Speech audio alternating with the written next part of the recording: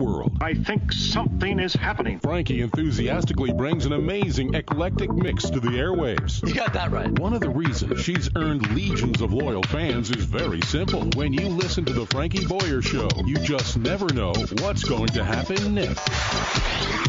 So listen for yourself. Here is Frankie Boyer. And welcome. It is so nice to have you on Biz Talk Radio. It is Frankie Boyer. We're now joined by our first guest today, Jason Levesque. And Jason is the CEO of Argo Marketing. And Jason, it's nice to have you with us.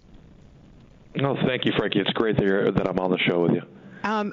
I just want to say that one of the most annoying things for me, Jason, is when I call a company, and I just called Comcast the other day, and I asked the woman, she said her name was Valerie, and she had a very thick accent. And I said, Valerie, are you in this country? And she said, are you in America? And she said, no. And I said, with all due respect, Valerie, I prefer to speak to an American. And she said, okay. And I found out years ago, Jason, that I have a right to do that.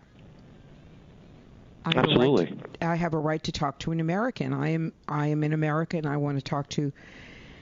It took 4 different people, 4 different connections for me to finally get someone in Texas. So you have some exciting news for the opposite. So a company in India.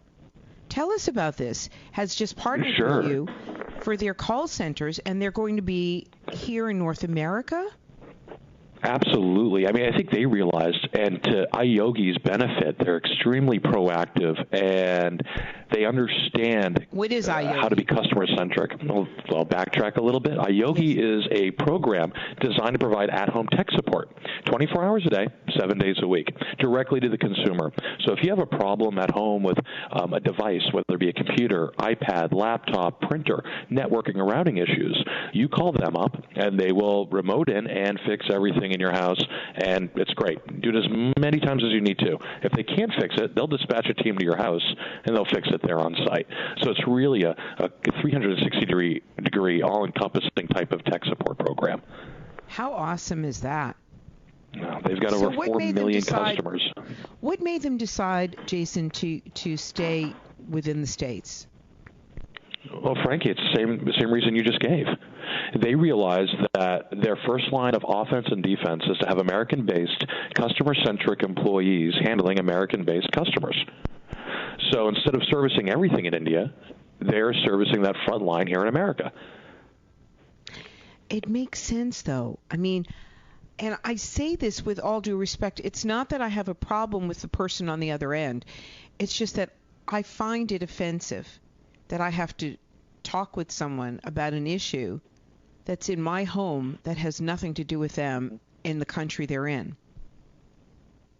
You know, and a lot of people do as well. And I think what we're going towards is seeing the pendulum shift the other way. I think that we're going to have more of a kind of an interactive, symbiotic relationship with companies offshore, whether it be in India, the United Kingdom, or anywhere else, as well as American-based providers to service the American customer. Now, there will always be a need for certain skill sets to remain in either America or another country. But it's going to be blended. It's not going to be one or the other. It's going to be people working together. Iyogi, for example, are American-based employees. They're Indian-based employees working together for the benefit of the consumer. And if the consumer realizes that we're taking skill sets, regardless of where they are, in order for their benefit, to deliver a high-quality program at a cost-effective rate, and to keep that customer loyalty for years to come, I think everybody's going to be happier. And you're going to see this right-shoring, if you would, back to the United States in ever-growing numbers. Yeah, I think you're absolutely right. Tell me about how you began your company, Jason. Oh, I was broke. I got out of the Army. I was in the infantry. I was a drill sergeant, actually, when I transitioned out. I really wasn't qualified to do anything except work at a contact center. And by the way, thank you for your service. No, thank you. It was a pleasure. And just moving into this type of leadership role, working with people, and developing a really strong culture, delivering a good service. That's how I started Argo.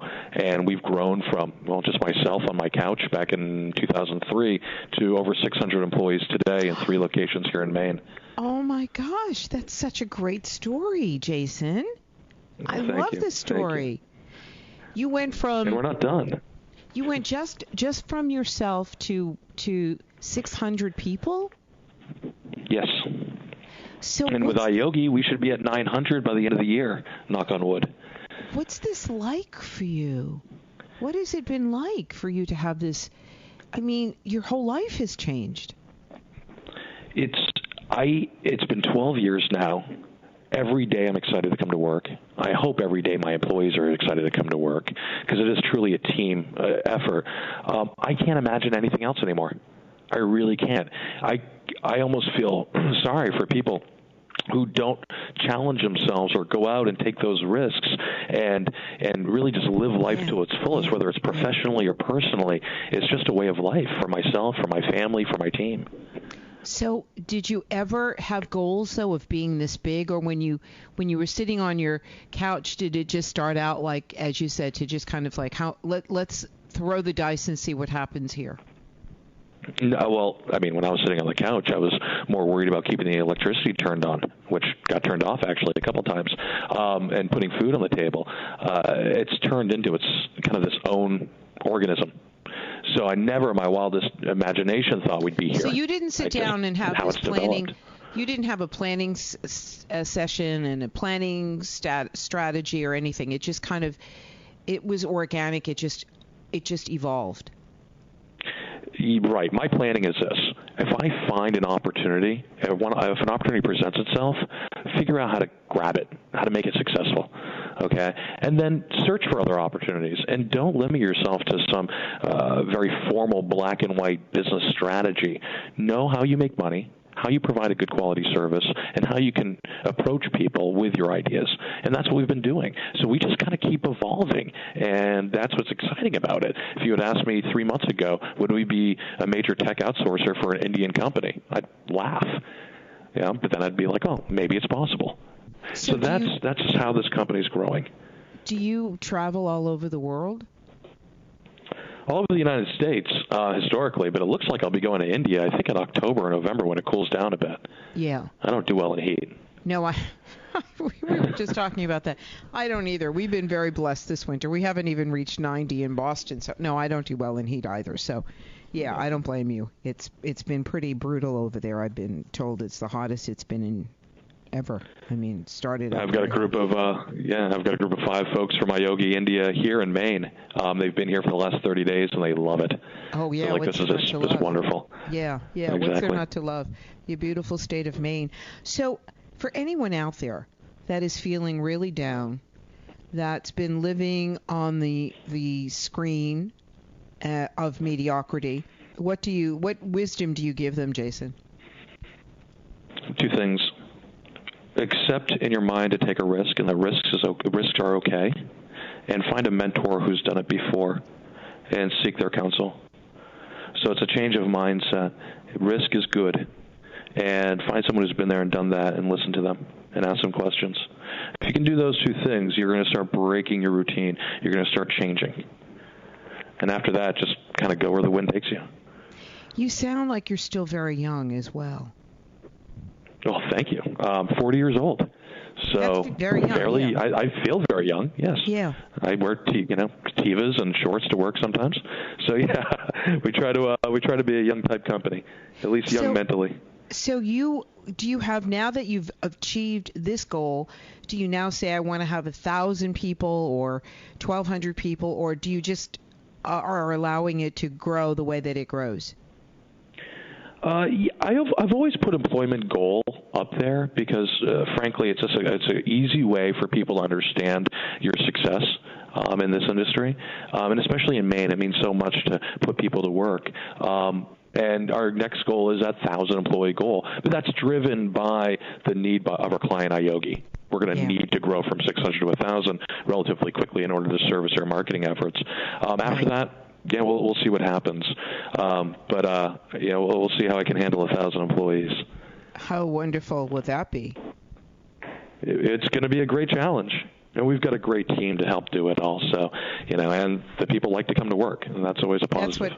That's what it really, when you love what you do and you're motivated and you can get up in the morning and say, I really love doing this.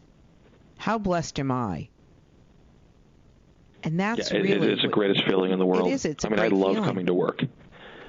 It sounds like you do love going to work. It sounds like this is your passion. Hey, this has been such fun talking with you. Jason Levesque, what's the best website for you and your company? ArgoMarketing.com. Thanks so much for being with us. Thank you, Frankie. Have a great day.